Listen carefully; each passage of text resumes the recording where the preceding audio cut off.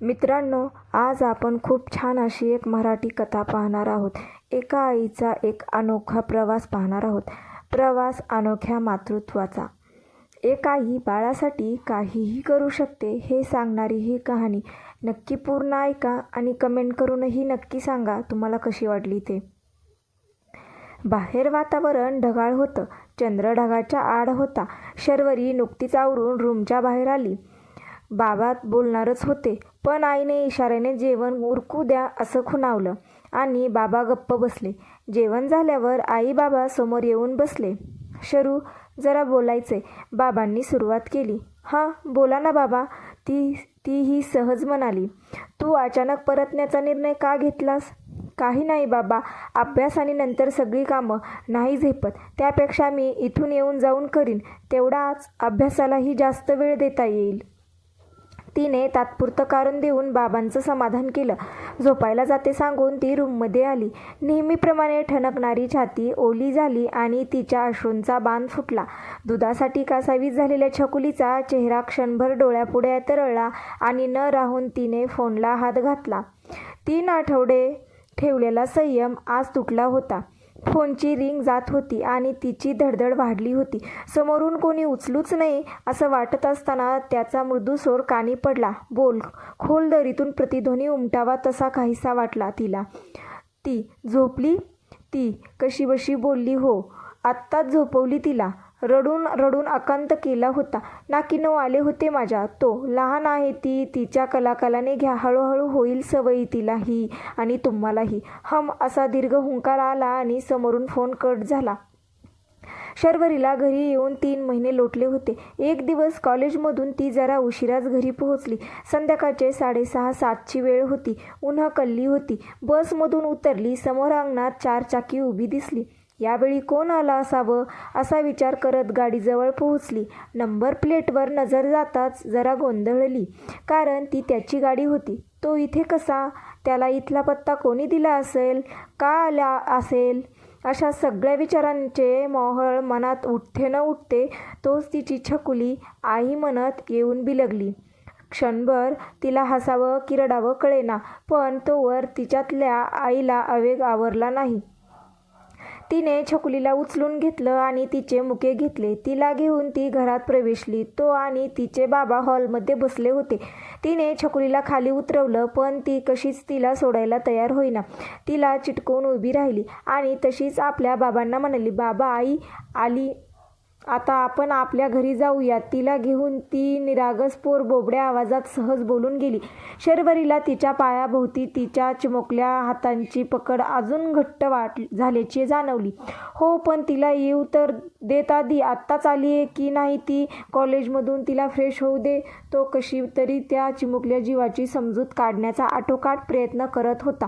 तिने एकवार त्याच्याकडे पाहिलं आणि कोपऱ्यात उभ्या असलेल्या आई आणि ताईकडे पाहिलं. त्या दोघी प्रश्नार्थक नजरेने तिच्याकडे बघत होत्या. बाबांकडे बघण्याची तिला हिंमत होईना. कसं तरी त्यांच्याकडे पाहिलं. त्यांच्या डोळ्यात अंगार फुलला होता. बाबा, हिला झोपवते मी आणि नंतर तुम्हाला सारं सांगते. प्लीज आता काही रिॲक्ट करू नका. लहान आहे ती, सहन नाही होणार तिला, ती धीरानं उद्गारली. बाबांनी एकदा छकुलीकडे पाहिलं. तीही किलबिल्या नजरेने त्यांच्याकडे कुतूहलाने बघत होती. ते उठले, तिच्या डोक्यावरून हात फिरवला आणि बाहेर निघून गेले. तशी शर्वरी स्वयंपाकघरात गेली. मागोमाग छकुलीसुद्धा धावली.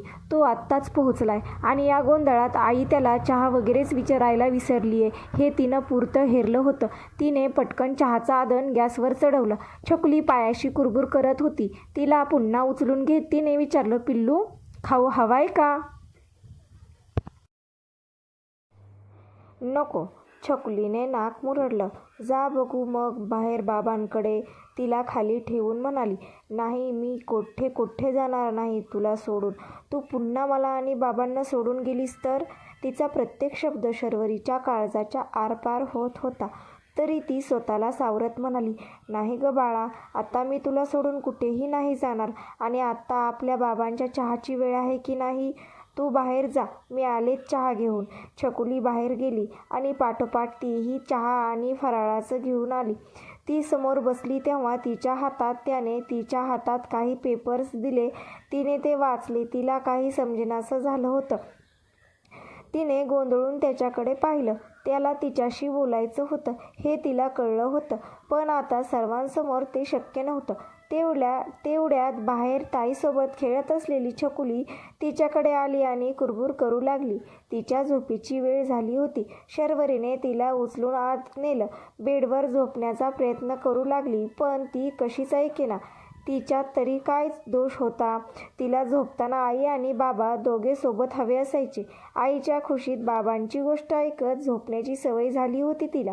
शेवटी तिच्या हट्टापुढे शर्वरीने हात टेकले आणि ती दाराची कडी काढून बाहेर डोकावली. सर, जरा आत येता ना? तिनं अवघडून म्हटलं. तोही काही न बोलता आत आला आणि तिने दरवाजा लावला. आता बेडवर तिघे झोपले होते. छकुलीसुद्धा बरीचशी शांत झाली होती.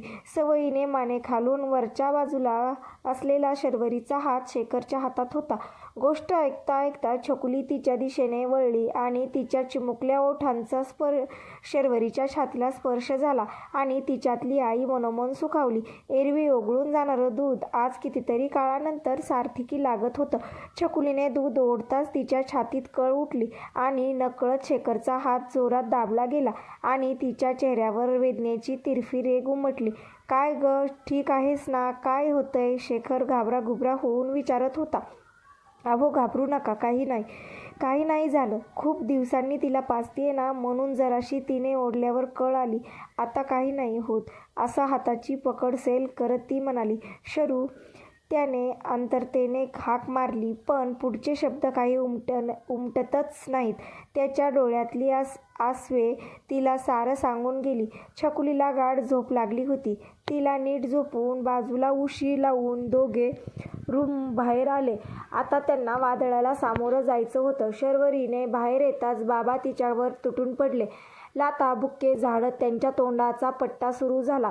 कुलक्षणी कार्टी, काय कमी केलं होतं तुला? आजवर रक्ताचं पाणी करून तुला शिकवलं, एवढा विश्वास ठेवून स्वातंत्र्य दिलं, त्याचा असा फायदा घेतलास, हे गुण उधळलेस, बाहेर तोंड दाखवायला जागा नाही ठेवलीस आणि बरंचसं काही. शर्वरी फक्त मार खात होती. आई बाजूला मुसमुसत उभी होती. शेखरला ते सहन झालं नाही आणि शेवटी तो मध्ये पडला. शर्वरीला उठवून खुर्चीवर बसवलं. समोरच्या ग्लासामधलं पाणी तिला पाजलं. डोक्यावरून हात फिरवला आणि तिला मिठीत घेतलं. ती अजून पुरती सावरली नव्हती. त्याच्या मिठीत थरथरत होती. त्यालाही राग आलेला. त्या परिस्थितीतही हे तिला कळलं होतं, म्हणून तिने त्याला आवडण्याचा प्रयत्न केला. म्हणाली, सर प्लीज, आता जा तुम्ही. माझ्यामुळे तुमचा अपमान झालेला मला सहन नाही होणार. जा तुम्ही. पण तिला थांबवत बोलला, हे बघ, आता तू आणि मी वेगळे नाही आणि नेहमी तूच सहन करत राहणार आहेस का? कळू दे ना सगळ्यांनी, तू नेमकं काय केलंस? ह्या सगळ्याला सामोरं जाताना कसं आणि काय भोगलंयस?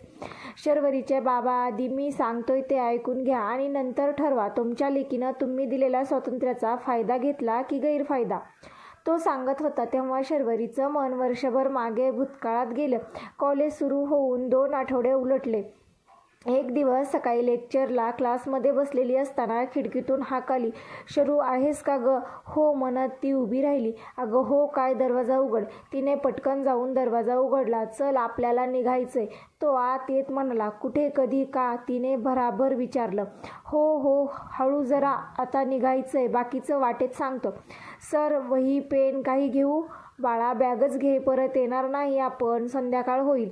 ठीक आहे सर, तुम्ही व्हा पुढे, मी आलेच, तिने सांगितलं आणि ती आपल्या बाजूला ओढली. तोच वैतागून तो म्हणाला, अगं आता आणि कुठे जाऊ? सोबत जायचंय आपल्याला शरू. यावर हसत ती म्हणाली, अहो राजे, मी आवरून बाहेर येते, तोवर आपण आपल्या चीजवस्तू स्टाफ रूम नावाच्या ठिकाणावरून आणा. थोड्याच वेळात दोघे ऑफिसजवळ भेटूया आणि नंतर सोबत जाऊ. चालेल ना? तिच्या या बोलण्याने त्याचा पारा अलगद खाली आला आणि तोही त्याचा शैलीत जशी आज्ञा राणी सरकार असं काहीतरी म्हणत बाहेर गेला. तिने बॅगमध्ये पुस्तकं भरली आणि ती त्या तासाच्या सरांची परवानगी घेऊन बाहेर आली तर तो तिथेच उभा होता. हद्द झाली तुमच्यापुढे, असं म्हणत दोघे स्टाफ रूमच्या दिशेने वळाले आणि त्याची बॅग घेऊन कॉलेजमधून बाहेर पडले.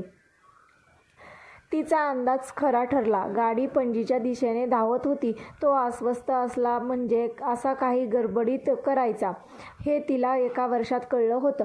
तिने 12वी नंतर मागच्याच वर्षी कॉलेजमध्ये प्रवेश घेतला होता आणि अभ्यासाबरोबरच इतर कलाक्षेत्रातही चमकली होती. तो तिचा इतिहासाचा शिक्षक होता. असं असलं तरी त्याला नाट्यक्षेत्रात विशेष रुची होती, म्हणून कॉलेजमधून स्पर्धेसाठीची नाटकं, एकांकिका तोच बसवायचा आणि गेल्या एका वर्षात त्याने अनेक स्पर्धा जिंकून कॉलेजला बक्षीस मिळवून दिली होती. त्याचं नाव होतं शेखर इनामदार. मूळ मुंबई कामासाठी गोव्यात आलेला, तर ती मूळ गोव्याची शर्वरी दाते. दोघांचेही स्वभाव अगदी मिळते जुळते. सतत बडबड, सहज चेष्टामस्करी करायला दोघांना आवडायचं. दोघे एकमेकांना पुरून उरायचे. कधी कधी आजूबाजूच्या लोकांची हसून हसून दमछाक व्हायची. सोबत काही एकांकिका नाटकातून काम करत होते, त्यामुळे कधी कधी त्यांचं पात्रांचे संवाद त्यांच्या तोंडी असायचे आणि ऐकणाऱ्याचा भलताच गोंधळ उडायचा. दोघांमध्ये इतकी जवळीक होती की एकमेकांच्या छोट्या छोट्या गोष्टी त्यांना न सांगता समजायच्या. एरवी शर्वरी म्हणूनच तो तिला संबोधायचा. कधी मस्करीची हुक्की आली तर शर्र असं लांबलचक ओढून धरायचा. तिला चिडवायचा, पण तिने कधी त्याचं चिडवणं मनाला लावून घेतलं नव्हतं. कितीही गमतीशीर असला तरी अनेकदा तो संतापायचा, अस्वस्थ व्हायचा. एखादे वेळी तो त्याचा मनाचा हळवा कोपरा तिच्यापुढे उघडायचा आणि त्याला ह्या अशा परिस्थितीत व्यवस्थित हाताळणं हे फक्त तिलाच जमायचं. तिच्या मनात काही असलं म्हणजे ती त्याच्याकडेच व्यक्त व्हायची. दोघांच्या या समजुतीच्या नात्याविषयी इतरांच्या मनात कोडच होतं, पण दोघे आपापल्या मर्यादा राखून होते. आज काहीतरी घडलं हे कळायला तिला वेळ लागला नव्हता. तो अगदी धीर गंभीर मुद्रेने जलद गाडी हाकत होता. काय झालंय, सांगणार आहात का? आता तिने सुरुवात केलीच होती. तेवढ्यात गाडी हॉस्पिटलसमोर जाऊन थांबली. ती घाबराघुबरी झाली. नेमकं काय झालंय कळत नव्हतं. त्याने गाडी पार्क केली आणि ती त्याच्या मागून चालू लागली. दुसऱ्या मजल्यावर पोहोचल्यानंतर तो एका खोलीत शिरला. तीही मागोमाग आत गेली. त्याने खुणेने तिला जवळच्या स्टूलवर बसायला सांगितलं आणि बेडवर पाठमोरं झोपलेल्या व्यक्तीला हाक मारली तशी ती वळली. त्याने त्यांना उठवून बसवलं आणि शर्वरीकडे वळून म्हणाला, शरू, ही माझी ताई. तिला तुझ्याशी बोलायचंय. तुम्ही बोलून घ्या, मी आहेच बाहेर. एवढं सांगून तो निघून गेला. काही मिनिटे शांततेत गेली. कदाचित सुरुवात कशी करावी हे त्यांना सुचत नव्हतं, म्हणून तीच बोलती झाली. काय बोलायचंय ताई तुम्हाला? माझ्या लेकीची आई होशील? त्यांनी अगदी तिच्या नजरेला नजर भिडत विचारले. साहजिकच हा प्रश्न तिच्यासाठी अनपेक्षितच होता, त्यामुळे ती थोडीशी गोंधळली. त्यांनीही ती गोंधळल्याचे भाव तिच्या डोळ्यात टिपले. सांगते, सगळं नीट सांगते. ऐक माझं, ही माझी दुसरी लेक, पहिली तारा. ती झाली तेव्हा डॉक्टर बोलले दुसऱ्या बाळाचा विचार सुद्धा नाही करायचा. चुकून जरी तसं झालं तर ते माझ्या जीवावर बेतू शकेल आणि तेव्हाच माझं ऑपरेशन होणार होतं, पण मी नकार दिला होता. तेव्हा सगळ्यांनी त्याकडे दुर्लक्ष केलं आणि मीही ते हलक्यात घेतलं होतं. ताराच्या बाललीलामध्ये रमता रमता 2 वर्षे सरली, पण बोलता बोलता त्यांना ठसका लागला. शर्वरीने जवळच्या टेबलावरच्या ग्लासामधलं पाणी त्यांना दिलं. पाठीवरून हळुवारपणे हात फिरवला. त्या थोडा वेळ बोलायच्या थांबल्या आणि एकवार शर्वरीला न्याहाळलं. पुन्हा त्यांनी बोलायला सुरुवात केली. माझ्या नवऱ्याचं खूप प्रेम आहे ग माझ्यावर, पण एका मोहाच्या क्षणी आम्ही बळी पडलो आणि मला दुसऱ्यांदा दिवस राहिले. त्यांनी अबॉर्शनचा निर्णय घेतला, पण मी हट्टाने बाळ होऊ द्यायचा विचारावर ठाम राहिले आणि कधी नव्हे ते हे माझ्यावर चिडले. आबोला धरला, पण कुठेतरी मला आशा होती की सगळं नीट होईल. वाटलं हवा पालट झाला की नाही येणार काही अडचण, म्हणून 9वा लागला तसं इथं आले. इथवर सगळं नीट होतं, पण नेमक्या वेळी नियतीने फासे पालटले. म्हणजे काय झालं? न राहून मध्येच शर्वरीनं विचारलं. डिलिव्हरीच्या वेळी कॉम्प्लिकेशन्स वाढले आणि हिच्या जन्मानंतर मला पाहणाच फुटला नाही. मग रडून रडून कासावीस झालीये ग लेकरू माझं. आईच्या खुशीसाठी आसुसलीये ती. आठवडा सरलाय. बाटलीतून चमच्यातून कशातूनही दूध घेईना झालीये. नळ्या घालून पाजण्याचा प्रयत्न करतायत डॉक्टर, पण त्यांनीही हिच्या पुढे हात टेकलीयत. आता लेकराचे हाल भगवत नाहीत बघ. मला तुझ्या पुढे हात जोडते. माझ्या लेकीला तुझ्या पदराखाली घे. तिला आईच्या खुशीची ऊब दे, म्हणजे मी समाधानाने डोळे मिटेन. मला वचन दे, माझ्या छकुलीला कधी दूर लोटणार नाहीस. माझ्याकडे वेळ फार कमी आहे ग. त्या थांबल्या आणि त्यांनी अश्रूंना वाट करून दिली आणि नकळत तिच्या खुशीत शिरल्या आणि तीही त्यांच्या पाठीवरून हात फिरवत राहिली. आता तिला अश्रू आवर्ते झकायला हवे होते. तिने त्यांना शांत केले. तेवढ्यात एक नर्स आत आली. तिच्या हातात पांढऱ्या शुभ्र कापडात गुंडळलेली इवलूशी छकुली होती. तिची ती इवलूशी कीर्ती, इवली इवली हात पाय, झाडणारी काळेभोर भिरभिरणारे डोळे, लाल चुटूक इवले होठ, रडून रडून निस्तेज झालेला मुलूल पण गुटगुटीत चेहरा, अशी ती पाहून शरूला तिच्या लहानपणीची बाहुली आठवली. नर्सने तिला शर्वरीच्या हातात दिलं आणि काय आश्चर्य, तिच्या स्पर्शाने तिची कळी अगदीच खुलली. कधी नव्हे तिची आई तिच्या छोट्या परीला हसताना बघत होती. तिने तिची आई निवडली. नकळत त्यांच्या तोंडून शब्द बाहेर पडले. शरूने जबाबदारी स्वीकारल्यागत तिला घट्ट उराशी कवटाळले. ती नर्स त्यांना चेक करेपर्यंत तिने छोटीला झोपवलं. त्यानंतर ती आणि त्या नर्स रूम बाहेर आल्या. तिने त्याला आत पाठवलं आणि ती त्या नर्सच्या मागोमाग गेली. सुमारे 3-3.5 तासाने ती पुन्हा रूममध्ये आली आणि ताईकडे बघत उद्गारली, आता सगळं नीट होईल, काळजी नका करू आणि तुम्ही आता लवकर बऱ्या व्हा. मग त्याच्याकडे वळून म्हणाली, चला निघायचं ना सर? ताई येतो. रात्री काही आणायचं का तुला? दाजींना त्याने विचारलं. नाही अरे नको काही, सावकाश जा आणि सावकाशीने परत ये. घाईघाईने स्वतःच्या जीवाची दगदग नको करोस. त्या त्यांच्या गालावरून हात फिरवत म्हणाल्या, दुपार टळून गेली होती, ऊन कळली होती. सर बोलायचं होतं थोडं. त्याने एकवार तिच्याकडे पाहिलं आणि गाडी समुद्रकिनाऱ्याच्या दिशेने वळवली. दोघे गाडीतून उतरले. मौशार वाळूत दोघांची पावलं उमटत होती. आभाळ गच्च भरून आलेलं. आता कोणत्याही क्षणी पावसाची सर येऊन धडकेल सांगता येत नव्हतं. तो एका ठिकाणी थांबला. दोघे खाली बसले. आजूबाजूला जास्त कोणी दिसत नव्हतं. किनारा अगदी शांत भासत होता. त्याहूनही भयान होती त्या दोघांमधली शांतता. त्या शांततेचा भंग करत ती उद्गारली, सर बोलू? शरू, काय बोलायचंय तुला? इतके दिवस माझी होणारी घालमेल फक्त तुला कळली. मनात साचून राहिलं होतं सारं. ताईचा त्रास बघवत नाही ग. डॉक्टर सांगतात तिच्यावर औषधांचा काही परिणाम होत नाही. तरीही ती तग धरून आहे. कसलीशी वाट बघतीये, पण तिला मलाही सांगता येत नव्हतं. तुझं नाव माझ्या तोंडून अनेकदा ऐकलं होतं, म्हणून तिला तुझ्याशी बोलावंसं वाटलं. आता मी प्राण डोळ्यात आणून थांबलोय. सांग, काय बोलली ताई?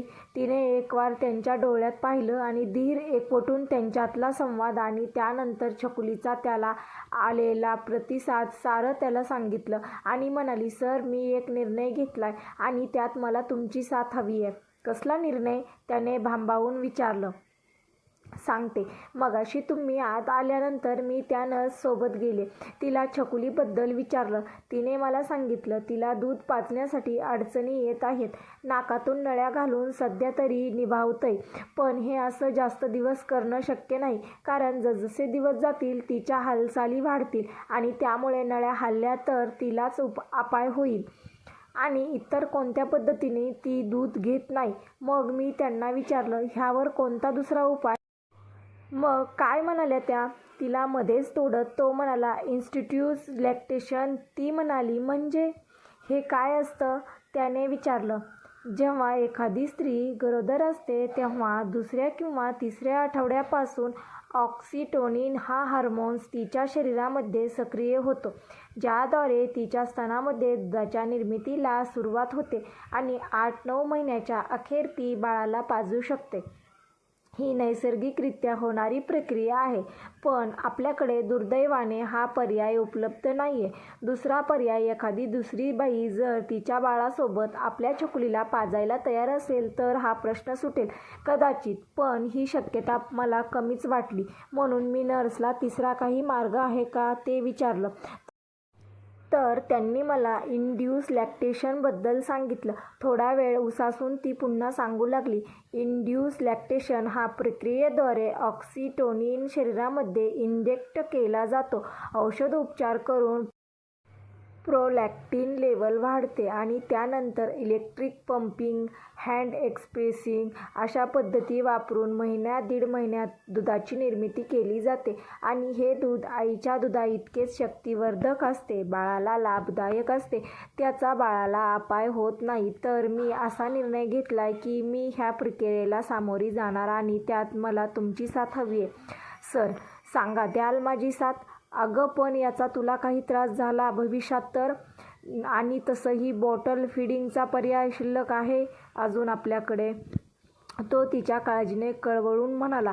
हो, पण त्याने बाळाला त्रास होतो, त्यामुळे बाळ कमजोर होतं, सतत आजारी पडतं. तुम्हाला चालणार आहे का हे? आणि मुळात तुम्ही तिला पुन्हा पुन्हा डॉक्टरांकडे ने-आण करणार आहात का? ती हेल्दी व्हायला हवी आहे ना? मग आपल्याला थोडा त्रास सहन करावा लागणार आणि प्रॉपर ट्रीटमेंट घेतली तर मलाही नाही काही प्रॉब्लेम होणार. ती त्याला समजावत म्हणाली. तू म्हणतेस ते पटतंय मला, पण त्यासाठी तुझा असा वापर करणं खटकतंय ग. मनाला कितीतरी फायदा घेऊ. बोट दिलं म्हणजे हात धरू नये म्हणतात आणि तू तर हे अनंत उपकार करणार आहेस. तो करुण स्वरात म्हणाला. तिने विश्वासाने तिचा हात हातात घेतला आणि म्हणाली, सर, असं काही मनात देऊ नका. उपकार वगैरे काही नाही. मी माझा स्त्री धर्म निभावते. माझ्या पाहण्यानं त्या कोवळ्या जीवाची भूक भागणार असेल तर मी तयार आहे थोडासा त्रास सहन करायला. आणि जन्म दिला नसला तरी तिची आई दुधाई होण्याचं सौख्य मला लाभणारच आहे. या सगळ्यात मला तुमची मदत लागेल. कसली मदत? ह्या प्रक्रियेतून बाळाला स्तनपान करण्यासाठी बाळाशी कायदेशीर नातं असणं गरजेचं आहे. त्यामुळं आपल्याला तिला रीतसर अडॉप्ट करावं लागेल आणि पालक म्हणून सही करण्याआधी आपण पती-पत्नी नाही, ते शक्य नाही. तिच्यापासून दूर होत तो म्हणाला. सर, एक वार विचार करा ताईचा आणि आईच्या खुशीला असुसलेल्या त्या भुकेल्या जीवाचा. आणि घाबरू नका सर, मी तुम्हाला या नात्यात आयुष्यभर अडकवून नाही ठेवणार. ज्या क्षणी तुम्हाला वाटेल छकुलीसाठीची माझी गरज संपली, त्या क्षणी मी तुम्ही सांगाल तेथे सही करून तुमच्या आयुष्यातून कायमची निघून जाईन. आज आपली तिला गरज आहे. एकदा विचार करा. तिथे पुन्हा शांतता पसरली आणि तो थेट गाडीत येऊन बसला. तीही मागोमाग आली आणि प्रवास सुरू झाला. गाडीत कोणी काही बोललं नाही. तिला बस स्टँडवर सोडून तो परत गेला. तिचीही पावलं घराच्या बसच्या दिशेने वळली. बसमध्ये छान विंडो सीट मिळालं आणि तिला जरा बरं वाटलं. तसंही बाजूला बसून चिंबून जायचा तिला कंटाळा यायचा. त्यात गर्दी असेल तर मग विचारायलाच नको. बाजूला उभा असलेला माणूस अक्षरशः तिच्यावर झोपायचा, पण त्यालाही पर्याय नसायचा, म्हणून तिला बाजूची सीट कधीच आवडत नसे.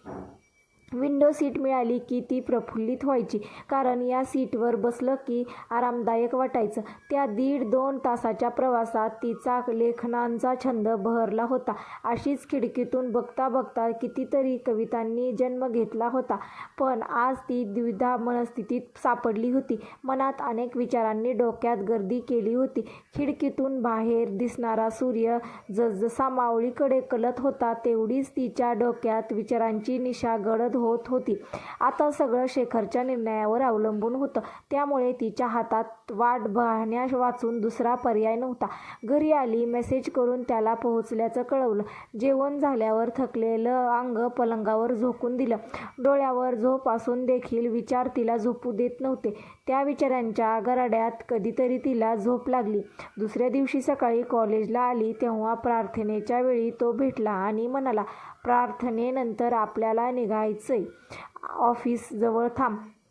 तिने होकारार्थी मान डोलवली. प्रार्थना झाली आणि दोघे निघाले. गाडी मंदिरासमोर थांबली. तेथे तिची मैत्रीण आणि आणखीन एक व्यक्ती उभी होती. ते दोघे उतरून त्यांच्याजवळ आले. त्याने ओळख करून दिली. तो त्याचा मित्र होता. येताना त्याने रात्री त्यांच्यात झालेले बोलणं ताईला सांगितल्याचं सांगितलं.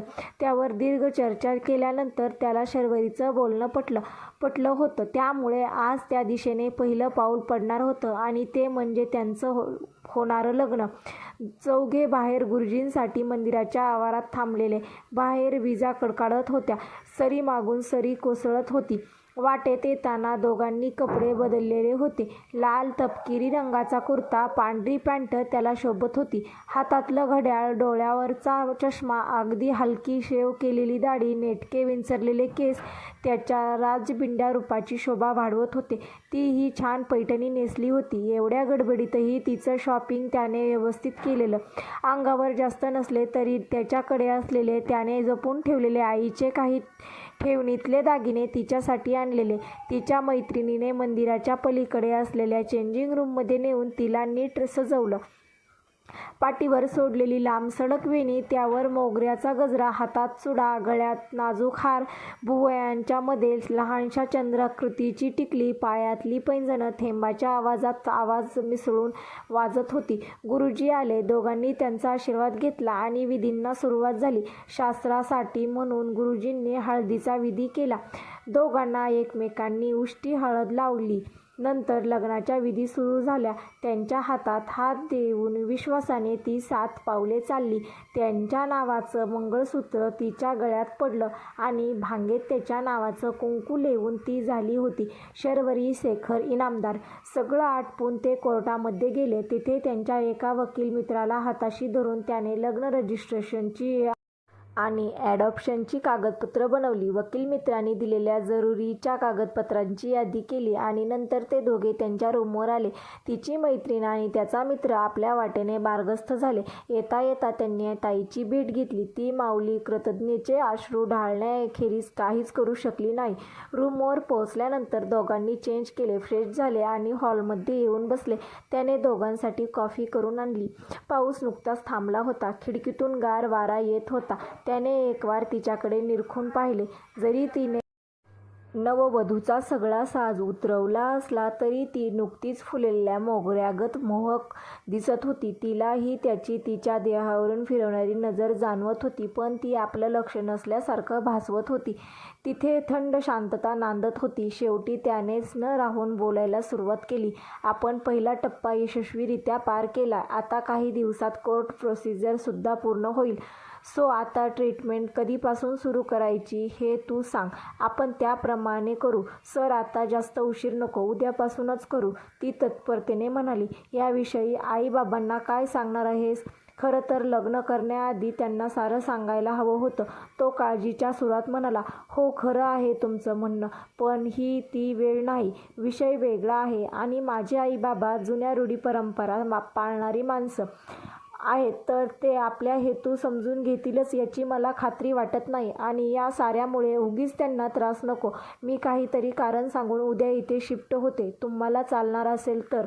नाहीतर मला माझी सोय मैत्रिणीकडे बघावी लागेल, कारण रोज येऊन जाऊन करणं झेपणार नाही मला. तिने आपलं मत मांडलं. त्यालाही ते पटलं. तू इथे यायला माझी काहीच हरकत नाही आणि जेव्हा तुला वाटेल तेव्हा आई-बाबांना सांगितलंस तरी चालेल. माझी मदत लागली तर सांग, मीही सांगेन त्यांना. कॉफी संपवून तीही तिथून निघाली. ती घरी आली तेव्हा कॉलेजच्या ड्रेसमध्येच होती.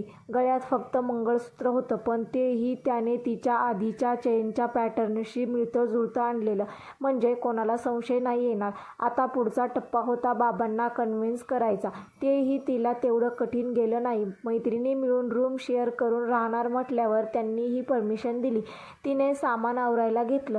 गरजेची सारी कागदपत्र सोबत घेतली आणि दुसऱ्या दिवशी सकाळी ती त्यांच्या रूमवर पोहोचली. कागदपत्र त्यांच्याकडे सोपवली आणि सुरू झाला प्रवास त्यांच्या अनोख्या नात्याचा. त्याच संध्याकाळी ते हॉस्पिटलमध्ये जाऊन डॉक्टरला भेटले आणि त्यांनी सांगितलेल्या साऱ्या टेस्ट केल्या. सुदैवाने तिचं शरीर ही प्रक्रिया पेलवण्यासाठी अनुरूप होतं. डॉक्टरांनी पुढची तारीख लिहून दिली, ज्या दिवसापासून ट्रीटमेंट सुरू होणार होती. सगळं आटपून ते दोघे त्याच्या रूमवर परतले. पावसाची रिपरिप सुरूच होती. दोघे चिंब ओले झाले होते. त्यांनी कपडे बदलून दोघांसाठी चहा टाकला आणि शर्वरीला हाक मारली. ती केस कोरडे करत बाहेर आली आणि क्षणभर तो तिला निहाळत राहिला. तिच्या अंगावर रोजचे कपडे होते. त्याने कितीतरी वेळा याहून सुंदर कपड्यात तिला बघितलेलं, मात्र आज काहीतरी खास होतं आणि ते होतं तिच्या गळ्यात डोलणारे मिरवणारं त्याच्या नावाचं मंगळसूत्र आणि कमरेपर्यंत झरणाऱ्या केसातून फिरणाऱ्या हातात किरकिरणारा हिरवा चुडा. पायात छुमछुम करणारं पैंजण आणि याला साथ म्हणून खिडकीबाहेर वाजणारे पावसाचे थेंब, असं सगळं वातावरण अगदी मोहून टाकणारं होतं. ती येऊन खुर्चीत येऊन बसली. तो हळूच तिच्या मागे गेला आणि तिचे मऊशार केस आपल्या हातात घेऊन पुसू लागला. तिने चहाचा कप हातात घेतला आणि मस्त वाफाळलेल्या ओठांतून पोटात उतरवल्यावर ती अगदी सुखावली. शरू, त्याने बोलायला सुरुवात केली. हो सांगा सर, आपलं लग्न जरी झालं असलं तरी त्याचं कारण आपल्याला नेहमी लक्षात ठेवलं पाहिजे. आपण फक्त छकुलीसाठी. तो कसे तरी शब्द गोळा करून बोलायचा प्रयत्न करत होता. त्याच्या भावना तिच्यापर्यंत त्याने न सांगताही पोहोचल्या होत्या. त्यामुळे ती त्याला सावरत म्हणाली, सर नका काळजी करू, मी ते कारण विसरलेली नाहीये आणि विसरणार देखील नाही. तेवढा विश्वास ठेवा माझ्यावर. आणि कारणामुळे असलं तरी लग्न आपलं विधिवत पार पडलंय देवाब्रह्मणाच्या साक्षीने. आणि बाकी कुणासाठी नसले तरी तुमच्यासमोर तरी तुमची पत्नी असल्याने सोपस्कर मला पार पाडू द्या. आणि हे मी माझ्या आनंदासाठी करतेय, कारण मला तो माझा हक्क वाटतो. तसंही तुमची साथ असेल तर जगासमोर आपलं नातं उघडपणे स्वीकारायला मी घाबरणार नाही. पण तुमच्या दृष्टीने मात्र हे चुकीचं असेल तर आत्ताच सारा साज उतरवून ठेवते. शेवटी हे सारं मला तुमच्यामुळे मिळालंय. असं म्हणत ती खुर्चीवरून उठली. मोकळ्या केसांना चाप लावला आणि समोरच्या देव्हाऱ्यातल्या देवासमोर दिवा लावला आणि मनोभावे हात जोडले. तो क्षणभर तिला पाहत राहिला. त्याला खूप कौतुक वाटलं तिचं, कारण इतक्या कमी ओळखीत तिने स्वबळावर घेतलेला हा धाडसी निर्णय आणि त्यात ह्या आशा नात्याविषयी पूर्णपणे असलेली समज त्याला विश्वास देऊन गेली की त्याची निवड चुकली नव्हती. तो तिच्या जवळ गेला. तुळशी वृंदावनासाठीच छोटं निरांजन घेऊन परतली तर समोर तो होता. त्याने देव्हाऱ्यातला कुंकवाचा करंडा उचलला आणि त्यातलं कुंकू तिच्या भांगेत रेखलं आणि मंद हसत म्हणाला, हे राहिलं होतं. तिच्या डोळ्यात आनंदाची लकेर उमटली. तिने गॅलरीतल्या तुळशीपुढे निरांजन ठेवलं आणि पाया पडून आत आली. तो जेवणाची तयारी करत होता. त्याला मदत करायला ती स्वयंपाकघरात आली, पण यावेळी त्याने तिला रोखलं आणि अभ्यासाला बसवलं. तेही तेवढंच महत्त्वाचं होतं. तीही बसली. त्यानंतर दोघे सोबत जेवले.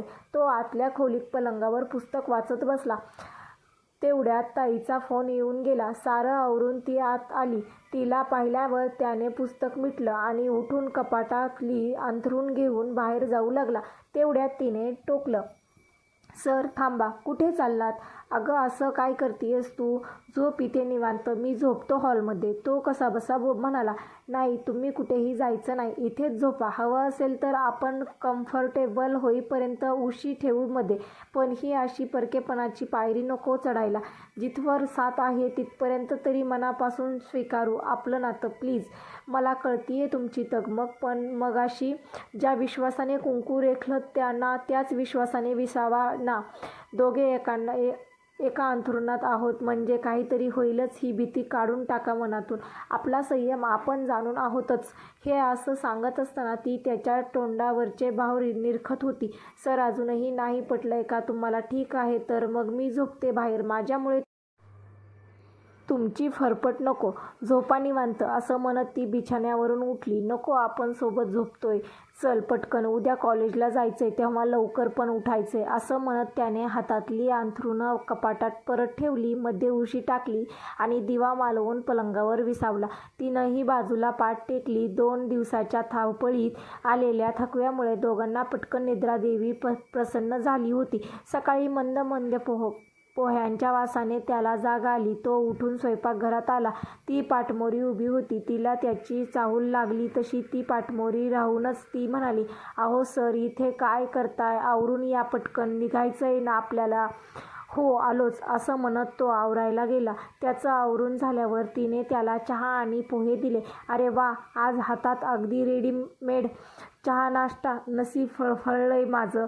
असं म्हणत त्याने चहा पोह्यांचा आस्वाद घेतला आणि तिचं भरभरून कौतुक केलं. भाजीपोळीचा डब्बा घेऊन ते कॉलेजला निघाले आणि सारं नेहमीप्रमाणे सुरू झालं. कुणाला काही माहीत नव्हतं. तिच्या गळ्यात मंगळसूत्र असायचं, मात्र ते ओढणीआड, आणि कपाळावर कुंकू नसलं तरी ती लहानशी लाल टिकली लावायची, त्यामुळे कोणाला संशय यायचा नाही. आत्तापर्यंत दोघांचा चांगला जम बसला होता. घरची कामं, हॉस्पिटलमधला ताईचा डब्बा, तिचा वेळेचा वेळी अभ्यास, साऱ्या गराड्यात दोघं एकमेकांना सांभाळून घेत होते. 10 दिवस उलटले. सगळ्या कायदेशीर बाबी पार पडल्या होत्या. लग्न आणि ॲडॉप्शन कायदेशीर झाल्याची कागदपत्र एकदम त्यांच्या हाती पडली. तो तिला डॉक्टरांकडे घेऊन आला. त्यांनी दोघांना प्रोसिजर समजावून सांगितली, गोळ्या आणि वॅक्सिनेशन लिहून दिली आणि तिला बाजूच्या रूममध्ये जायला सांगितलं. तिथे त्या नर्स होत्या. त्यांनी शर्वरीला बेडवर झोपवलं. बाजूच्या टेबलवरची वॅक्सिन्स, मेडिकल इन्स्ट्रुमेंट्स पाहून जराशी गांगरली होती. नर्सने तिचे कपडे दूर केले आणि इंजेक्शन्स तयार केले. तिने दुसऱ्या बाजूला बघत घट्ट डोळे मिटून घेतले. तेवढ्यात तिचा हात कोणीतरी हातात घेतल्याचं जाणवलं. ती परतणार इतक्यातच सुईचा स्पर्श तिला झाला आणि पुढच्या क्षणाला तिचा हातातला हात नकळत दाबला गेला. तिने हळूहळू डोळे उघडून पाहिलं. तिचा हात शेखरच्या हातात होता आणि तो भरल्या डोळ्यांनी तिच्याकडे पाहत होता. त्या नर्सने नंतर शेखरला हँड एक्सप्रेसिंगची प्रोसेस समजावली, कारण त्याने दुधाचं प्रमाण वाढणार होतं. ती एक प्रकारची एक्सरसाइज होती. दिवसेंदिवस जसं दुधाचं प्रमाण वाढायचं होतं तसंच तयार झालेले दूध शरीराबाहेर देखील यायला हवं होतं, कारण जर दुधाचा योग्य निचरा न होता तसंच स्तनामध्ये राहिलं तर दुधाच्या गाठी होण्याची शक्यता होती आणि दूध जर गोठलं तर तिला खूप त्रास झाला असता. सुरुवातीला अगदी छोटा चमचा किंवा त्याहूनही कमी दूध येईल तरीही हलगर्जी राहू नका याचीही पुरेपूर कल्पना त्या नर्सने दोघांना दिली. बाळ जवळ असल्याने स्टिम्युलेशन थेरपीला चांगला प्रतिसाद मिळेल आणि त्यासाठी कृत्रिम प्रसाधनांचा वापर टाळता येणार होता आणि जमेल तितक्या नैसर्गिकरित्या दूध तयार होईल याची काळजी नर्स घेत होत्या. पुन्हा एकदा स्तनावर किती आणि कशा प्रकारे दाब देऊन दुधाचा नीट निचरा करावा लागेल हेही त्यांनी नीट समजावून सांगितलं. चेकअप नंतर ते ताईला भेटले. ट्रीटमेंटची सुरुवात झाल्याचं सांगितलं. छकुलीलाही भेटून आले. आता ताईची तब्येत हळूहळू सुधारतीये असं डॉक्टर म्हणाले. शेखर दाजींना भेटला. पुन्हा एकदा त्यांना समजावण्याचा व्यर्थ प्रयत्न केला, पण ते काही बदले नाहीतच. त्यांना फक्त ताई ठीक होण्याशी कारण होतं. आता ज्या दिवशी दत्तपत्रावर सही केली होती त्या दिवशी त्यांचा छकुलीशी संबंध संपला होता. आजही शेखर रित्या हातांनीच परतला होता, पण शर्वरीने याही परिस्थितीत त्याला नीट सावरलं होतं. घरी आल्यावर ती पटकन अभ्यासाला बसली आणि तो स्वयंपाकाला लागला. आता शेखरला तिला जास्त जपावं लागणार होतं, कारण डॉक्टरांनी सांगितलं होतं या औषधांचे शर्वरीवर साईड इफेक्ट्स दिसू लागतील.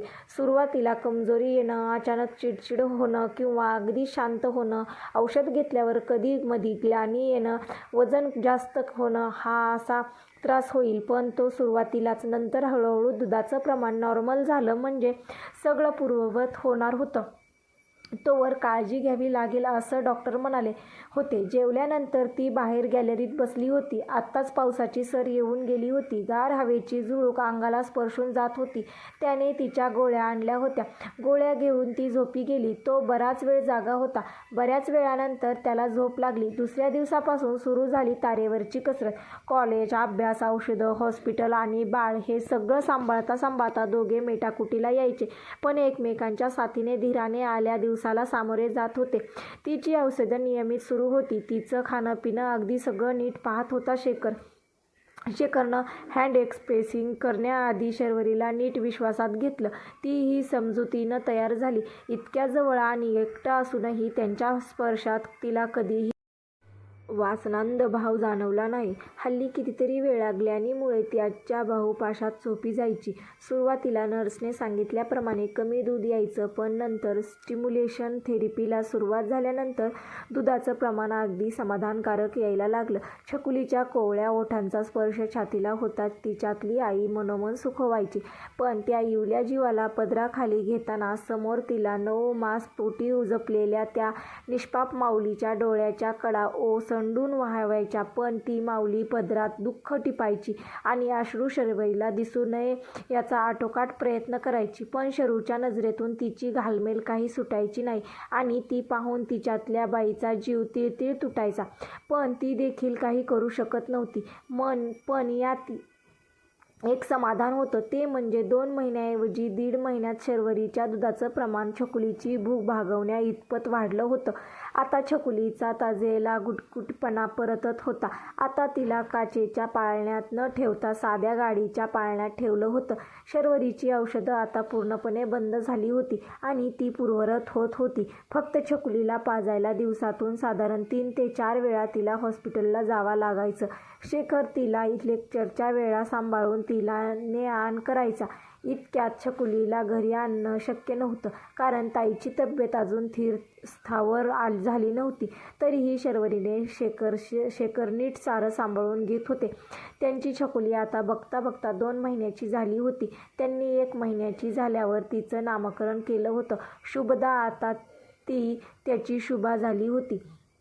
बाबांच्या तोंडून शुभा ऐकून अगदी हरखून जायची लेक आणि बाप लेकीचा तो खेळकर संवाद पाहून शरूला खूप आनंद व्हायचा. हा हा म्हणत दिवस धावत होते आणि एक दिवस लेक्चर सुरू असताना वर्गाच्या दारावर टकटक झाली. कुणीतरी दार उघडलं. समोर तो उभा होता. अगदी शक्तिहीन, विस्कटलेले केस, रडून रडून सुजलेले डोळे, डोक्यात पडलेल्या खोचीतून वाहणारं रक्त. हा असा त्याचा अवतार पाहून तिला क्षणभर काही सुचेनासं झालं. ती तशीच त्याच्या दिशेने धावली. तो अगदी भावनाशून्य नजरेने बघत होता. तिने अक्षरशः त्याला दंडाला धरून हलवत त्याला भानावर आणलं आणि ती बोलून गेली, शेखर अहो भानावर या, काय झालंय, बोला शेखर. तिच्या मनात खूप वाईट विचार येत होते, पण तो बोलत नाही तोवर काही कळायला मार्ग नव्हता. तिने त्याला खुर्चीवर बसवलं आणि ती पाणी आणायला वळणार इतक्यात त्याने तिला घट्ट मिठी मारली. ताई गेली शरू, एवढं कसं बसं त्याच्या तोंडून बाहेर पडलं आणि पुन्हा तो हमसूसू तिच्या खुशीत रडू लागला. तिच्याही डोळ्यातून अश्रुधारा गालावर उतरल्या, पण आता तिला धीट राहणं भान होतं. त्याला सावरून आता तिला त्या येवल्या जीवाला जपायचं होतं. तिच्या आईला दिलेला वचन पाळायचं होतं. तिने त्याला शांत केलं, पाणी दिलं आणि डोक्यावरची जखम बांधली आणि त्याला घेऊन ती निघाली. वाटेत जाता जाता त्याने घडलेला सारा प्रकाराबद्दल सांगितलं.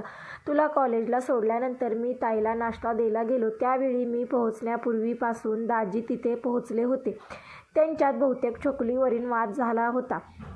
मी आत गेलो तेव्हा दाजी पाळण्यातल्या आपल्या छकुलीला अपाय करताना दिसले. मी त्यांना अडवलं तर त्यांनी मला ढकललं.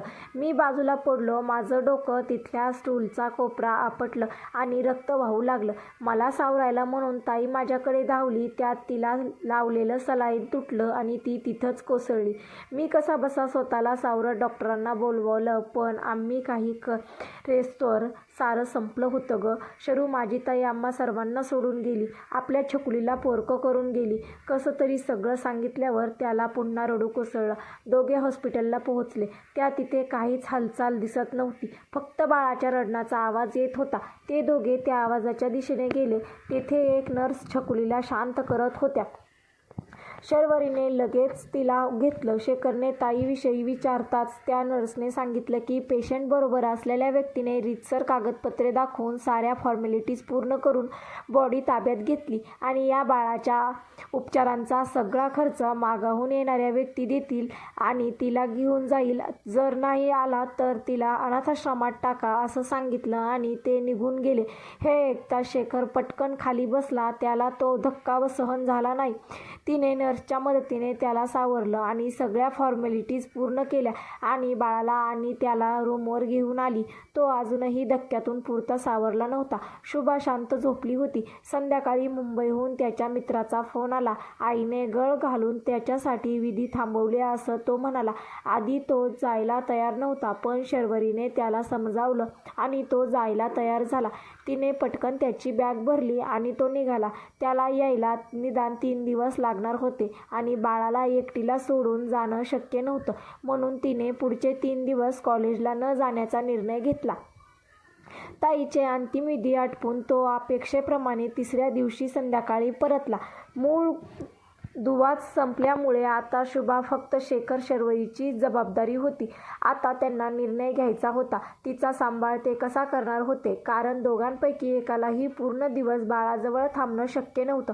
रात्री जेवण झाल्यानंतर सगळं आवरून शर्वरीने रूममध्ये आली. आज त्यांच्यामध्ये उशी नव्हती, तर आज त्यांच्यामध्ये होतं ते कारण ज्यामुळे ते एकत्र आले. त्यांची जबाबदारी आता सर्वस्वी त्यांची झालेली होती. शुभा दोघे तिला मध्ये घेऊन झोपले होते. शरू तिला पाजत होती. दोघांमध्ये दीर्घ चर्चा झाली आणि त्यांनी याचा सुवर्णमध्य काढला की ते शुभाला त्यांच्यासोबत कॉलेजला नेतील. तसंही रेस्ट रूम होतीच, तिचा तसाही कोणी वापर करत नव्हतं. आता प्रिन्सिपलची परमिशन मिळवण्याची होती. उद्यापासून सुरुवात होणार होती एका नव्या आव्हानाची. दुसऱ्या दिवशी शुभाला लागणाऱ्या साऱ्या गोष्टी एका बॅगमध्ये भरल्या आणि ते दोघे तिला घेऊन कॉलेजला आले. शेखर प्रिन्सिपलशी बोलला. त्यांनी त्याची अडचण समजून घेत त्याला रेस्ट रूम वापरायची परवानगी दिली. तासाभरात तिथली सफाई करून शरूने बाळाला तिथे झोपवलं आणि ती लेक्चरला निघून गेली. शेखर शुभाकडे थांबला. तिने वर्गात येऊन आपल्या सगळ्या मैत्रिणींना विश्वासात घेऊन सारी हकीकत सांगितली. आपल्या लग्नाविषयी सारं सांगितलं आणि त्यांची साथ मागितली. त्या साऱ्या जणी उत्साहाने तयार झाल्या आणि शर्वरी सिद्ध झाली हे नवं आव्हान समर्थपणे पेलण्यासाठी. तर इथे कॉलेजभर बातमी पसरली शेखर सरांच्या मुलीची आणि काही तासात ती पूर्ण खोली रंगीबिरंगी झाली. मुलांनी वेळात वेळ काढून आपापल्या परीने खोली सजवली. दिवस सरत होते. आता शुभदा शेखर शर्वरीचीच नाही तर पूर्ण कॉलेजची जबाबदारी झाली होती. सतत तिच्या जवळ कोणीतरी असायचं तिला खेळवायला. शरूच्या वर्गाच्या अगदी समोर तिची खोली असल्यामुळे तिला सहज तिच्याकडं वर लक्ष ठेवता येत होतं. आता तर ती खोली खेळण्यांनी भरली होती. तिच्या झोपेपासून ते वेळेपर्यंत साऱ्या गोष्टी अगदी कटाक्षाने पाहिल्या जायच्या. 6 महिने सरले. खुशीत वळणारी शुभा आता रांगू लागली होती. शरूच्या पाहणा तिला लाभत होता. तिनं चांगलंच बाळसं धरलं होतं. महिन्याकाठी तिचं रुटीन, चेकअप, चाचण्या सगळं शेखर जातीने बघत होता. थंडीचे दिवस होते. अगदी गोठ्याऊन टाकणारी गुलाबी थंडीची रात्र होती. ती शुभदा नेहमीप्रमाणे आईच्या खुशीत विसावली होती आणि सवयीने शेखर आणि शर्वरी हातात हात गुंफून आपल्या छोट्या परिराणीला घेऊन झोपी गेले होते. काहीशा कारणामुळे शेखरची झोप चाळवली. तो डोळे चोळत उठला. किचनमध्ये जाऊन पाणी प्यायला आणि परत येऊन पलंगावर पहुडला. सहज त्याने बाजूला पाहिलं. शर्वरी शांत झोपली होती आणि तिच्या खुशीत विसावलेली शुभदा. अगदी डोळ्याचं पारणं फेडणारं दृश्य होतं ते. त्या चंद्रप्रकाशात झोपेतही तिच्या चेहऱ्यावर मधुर हास्य पसरलं होतं आणि क्षणासाठी शेखर मोहित झाला. त्याने चटकन तिच्या कपाळावर ओठ टेकवले. नंतर अगदी त्याच्याही नकळत 4 ओठांच्या पाकळ्या एक झाल्या. ती झोपेतही शहारली. पण काही वेळाने तो भानावर आला. त्याच्या मनात अपराधी भाव दाटून आला. तो दूर झाला आणि विचार करत पडून राहिला. उजळता त्याला झोप लागली. सकाळ झाली. आज कॉलेजला सुट्टी होती. शर्वरी उठली, आवरून किचनमध्ये आली आणि नाश्त्याची तयारी करायला घेतली. तो उठून किचनमध्ये आला आणि तिच्या पाठी राहून तिला न्याहाळत होता. ती म्हणाली, आज एवढी शांतता का बरं आहे? बोला की काहीतरी. एरवी सकाळी उठल्यापासून ते रात्री झोपेपर्यंत त्या तोंडाला थारा नसतो आणि आज चक्क तोंड शिवून माझ्या मागे शहाण्या बाळासारखे गप्पगार का उभे आहात? काय झालंय? बरं वाटत नाहीये का? ती त्याच्या दिशेने वळली. त्याने नजर चोरली. ती जवळ आली आणि डोळ्यात डोळे घालून ती पाहू लागली आणि ती इतक्या जवळ होती की त्याला हलताही येत नव्हतं. एकमेकांचे उष्ण श्वास दोघांनाही जाणवत होते. शरू ते काल रात्री तो कसंबसं बोलण्याचा प्रयत्न करत होता. तेवढ्यात तिने त्याच्या तोंडावर हात ठेवला. काल रात्री आपल्या नात्याला पूर्णता मिळाली. तुमच्या भाषेत सांगायचं झालं तर आपण अजून एक टप्पा सर केलाय. पण अजूनही आपल्या नात्यातलं कारण शेष आहे हे मी विसरलेले नाही. म्हणून म्हणते, विसरून जा सगळं आणि घाबरू नका. आपल्यातच राहणार आहे सारं. असं म्हणत ती त्याच्यापासून दूर झाली आणि पुन्हा कामाला लागली. तू जागी होतीस? त्याने हळू विचारलं. सगळं देहस्वी अनुभवायचं नसतं शेखर. काही गोष्टी सुप्तावस्थेतही अनुभवता येतात. आणि तुमच्या प्रश्नाचं उत्तर म्हणाल तर मी जागी नव्हते, पण माझी झोप नेहमी सावध असते. शुभासाठी त्यामुळे मला कळलं आणि तुमचा स्पर्श मी ओळखते, अगदी झोपेतही. आणि त्यातल्या भावना म्हटलं तर त्या न सांगताही सहज उमगतात मला. पण अशी कशी इतकी ओळखायला लागलीस मला? आपली ओळख तर अगदीच काही महिन्यांची आहे. तो अगदी प्रश्नार्थक नजरेने म्हणाला. ती मंद हसत म्हणाली, अहो तेच खरं सौंदर्य आहे ना आपल्या संस्कृतीचं. आपल्या इकडची स्त्री हे डोरलं फक्त दागिना म्हणून घालत नाही, तर ती त्या पुरुषाच्या अधीन बांधली जाते. त्याला आतून बाहेर अगदी डोक्यावरच्या केसापासून ते पायाच्या नखापर्यंत, ते चेहऱ्यावरनं उमटलेल्या भावापासून ते तोंडातून झरणाऱ्या शब्दाच्या मागच्या भावापर्यंत सारं तिच्यापर्यंत पोहोचत असतं.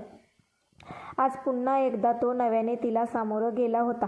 तितक्यात शुभाच्या रडण्याचा आवाज आला आणि ती तिकडे धावली. ती सकाळ सोडता पूर्ण दिवस त्यांनी छान एन्जॉय केलं. खूप दिवसांनी ते बाहेर पडले होते. आज त्यांची परिराणी पहिल्यांदा घराबाहेर आली होती. समुद्रकिनारी ती तुफान खुश झाली होती. काही गोड आठवांचा सडा जमावून संध्याकाळी ते आपल्या उबदार घरट्यात परतले. दुसऱ्या दिवशीपासून परत रुटीन सुरू झालं. ती दुसऱ्या वर्षाची परीक्षा चांगल्या गुणांनी उत्तीर्ण झाली. सुट्ट्या पडल्या खऱ्या, पण शुभामुळे शर्वरीला घरी जाणं शक्य नव्हतं. पण ती घरी गेली नसती तर बाबांना संशय आला असता, म्हणून घरी जाणं भागच होतं. आता शुभा 9 महिन्याची झाली होती. तसंही शर्वरीने तिला पातळ पदार्थ भरवायला सुरुवात केलेली. आता ती फक्त दुधावर नव्हती, पण तरीही ती शर्वरी शिवाय ती राहिली नव्हती. तरीही ती कशीबशी बाहेर पडली. 2 दिवस राहिली तरी जीव बाळामध्ये अडकलेला. ती घरी स्टडी कॅम्पसाठी जाते सांगून आलेली, म्हणजे त्याच्या जीवाला रुखरुख नको म्हणून लेकीला छातीशी कवटाळलं तेव्हा कुठे तिचा जीव भांड्यात पडला. तोही मेच्या दुसऱ्या आठवड्यात घरी गेला. खरं तर 4 दिवसांनी येणार होता, पण त्याचा मुक्काम लांबला आणि तो थेट जूनच्या 1 तारखेला परतला. तसंही शर्वरीने बाळाला सांभाळलं होतं आणि असेल काही काम म्हणून झाला असेल उशीर असं गृहीत धरून तिनेही त्याला जास्त काही विचारायचा अट्टहास केला नाही. आल्यापासून तो खूप शांत होता. हे तिलाही खटकलंच होतं, पण तरीही ती गप्प राहिली. पण त्याचं असं शांत असणं तिच्या आयुष्यात येणाऱ्या वादळापूर्वीची शांतता आहे याची तिला पुसटशीही चाहूल देखील नव्हती. 4 दिवसांनी कॉलेज पुन्हा सुरू झालं. 2 दिवस गेले आणि 3ऱ्या दिवशी लेक्चरला तो क्लासमध्ये आला तेव्हा त्याच्या हातात कसलीशी फाईल होती. त्याने दरवाजा लोटला आणि तिला समोर बोलावलं आणि म्हणाला, शर्वरी, मी खूप प्रयत्न केला घरी तुला सांगण्याचा, पण मला नाही जमलं, म्हणून या सर्वांसमोर सांगतोय. प्रत्येकजण प्राण कंठाशी आणून ऐकत होता. तिला वाटत होतं आज शेखर कारण नावाचं अडसर दूर करतील आणि खऱ्या अर्थाने त्यांचं नातं पूर्णत्वास जाईल. पण हे आपल्या घटस्फोटाचे कागदपत्र, यावर सही कर. आज मी तुला या जबाबदारीतून मुक्त करतो. माझं लग्न झालंय गेल्या महिन्यात आणि लवकरच क्षितिजा माझी बायको माझ्याकडे राहायला येणार आहे. पण मी या नात्यातून मोकळा होत नाही तोवर नवीन नात्याची सुरुवात करू शकणार नाही. म्हणून ही कागदपत्रे मी आज घेऊन आलोय. यावर तुझा सह्या झाल्या म्हणजे तूही मुक्त आणि मीही मुक्त. त्याचे हे शब्द ऐकताच तिची विचार शृंखला मोत्याच्या माळेप्रमाणे विखुरली. ती थरथरत्या हाताने पेन उचलला आणि सही केली. कपाळावरची टिकली काढली आणि गळ्यातलं मंगळसूत्र काढणारी इतक्यात तिच्या कानी शब्द आले, आई बाबा. सगळ्यांच्या नजरा दाराकडे वळल्या. त्यांची रांगणारी लेक दाराच्या आधाराने उभी होती आणि तिच्या तोंडून पहिला शब्द फुटला होता, आई बाबा. त्यांना पाहून ती त्यांच्या दिशेने झेपावली. ती पडू नये म्हणून दोघे तिच्याकडे धावले आणि तिला पकडलं. त्या गडबडीत तिच्या गळ्यातलं मंगळसूत्र त्यांच्या गळ्यातल्या चेनमध्ये अडकलं. ती काढण्याचा प्रयत्न करत असताना ते वाढवलं गेलं. तसंच तिने ते तिच्या हातात ठेवलं आणि म्हणाली, ह्या सर्वांसमोर तुमची झाली होते त्यांच्यासमोरच वेगळी होतीये. शुभाला नीट सांभाळा. मी आज संध्याकाळीच निघतीये. असं म्हणत ती तिथून निघून गेली. तो शुभाला घेऊन तिच्या पाठमोऱ्या आकृतीकडे पाहतच राहिला. मग त्या दिवशी संध्याकाळी भर पावसात ती घरी आई बाबांकडे निघून गेली. ती गेल्यानंतर त्याने सही न करताच ते कागद तसेच कपाटात ठेवून दिले आणि त्यानंतर 3 महिन्याची आज तो तिच्या घरात तिच्या समोर उभा होता. शरू, तू गेलीस आणि माझ्या घराचं घरपणच गेलं. खेळकरपणा लुप्त झाला आणि सगळी रया जाऊन ओस पडलं माझं एवढंसं घरटं.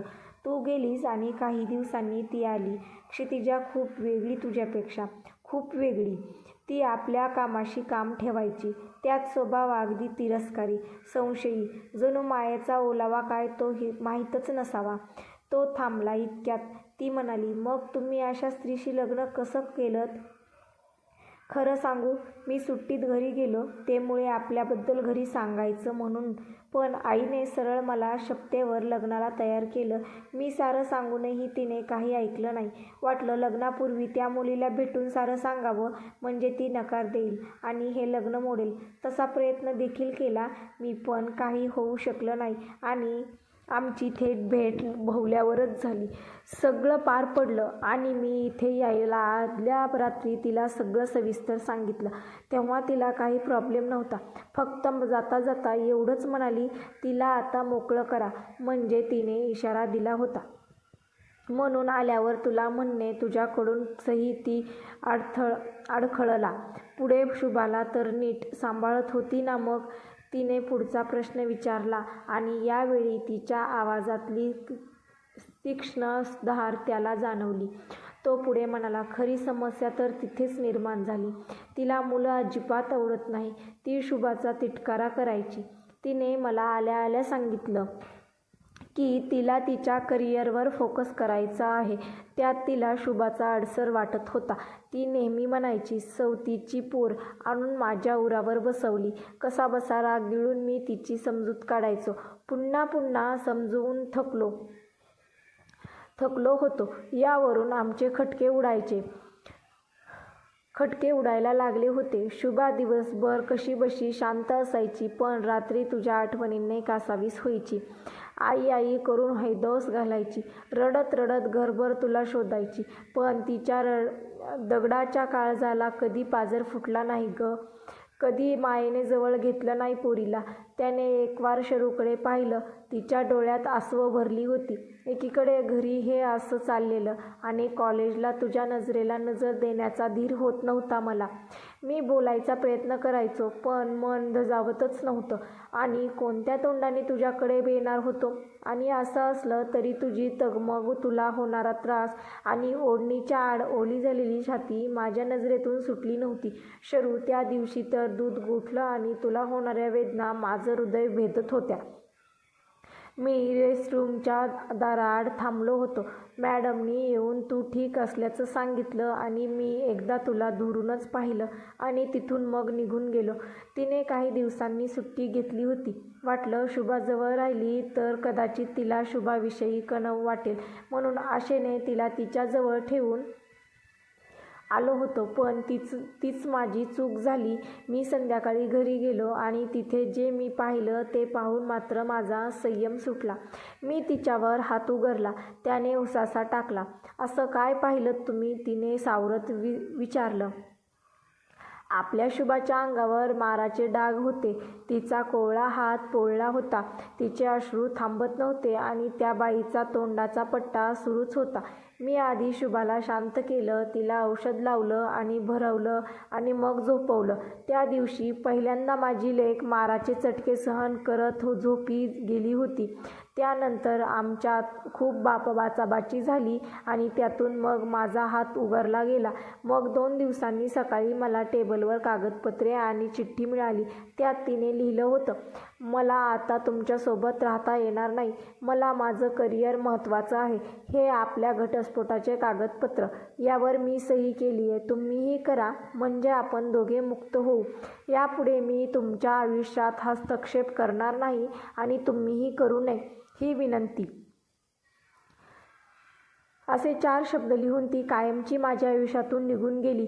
ती गेल्यानंतर मी स्वतःला कोंडून घेतलं. आयुष्य संपवण्याचाही विचार केला, डोकावला होता मनात, पण शुभासाठी सावरलो आणि शरू आपल्या घटस्फोटाचे कागद फाडून थेट इकडची वाट धरली. तो बाबांकडे वळून म्हणाला, बाबा, आता तुम्हीच ठरवा तुमची लेक कशी आहे ते. हे असं अनोखं आई पण अनुभवण्यासाठी ती अग्निदिव्यातून गेली आहे. हात जोडतो तुमच्यापुढे. आमच्या नात्याला मान्यता द्या. बाबा हो म्हणाले. तसा तो शर्वरीजवळ आला आणि तिचा हात हातात घेऊन म्हणाला, देशील का मला एक चान्स माझी चूक सुधारण्यासाठी? आई हो म्हण ना. छकुली डोळे चोळत खोलीतून बाहेर येत म्हणाली. त्यावर सगळे हसले. त्याने खिशातून तिचं मंगळसूत्र काढलं. येताना त्याने दुरुस्त करून आणलेलं ते तिच्या गळ्यात घातलं. म्हणाला, हा तुझा हक्क. तिने लगेच देव्हाऱ्यातून कुंकवाचा करंडा आणला आणि त्याच्यासमोर धरत म्हणाली, हे राहिलं होतं. तसं त्याने त्यातलं कुंकू तिच्या भाळीत रेखलं आणि पायाशी घुटमळणाऱ्या गोंडुलीला उचलून घेत दोघांनी तिचा गोड पापा घेतला आणि आज खऱ्या अर्थाने त्यांच्या या अनोख्या नात्यातल्या तिच्या आईपणाच्या प्रवासाला पूर्णांकुर लाभला होता.